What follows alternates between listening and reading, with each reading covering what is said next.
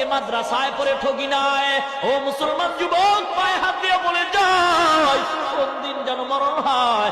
এ যুবক ভাই গো, আজকে যৌবনের তাড়নায় দাড়ি কামাইছো, যৌবনের তাড়নায় তুমি শার্ট প্যান্ট পরে রাস্তায় ঘুরো।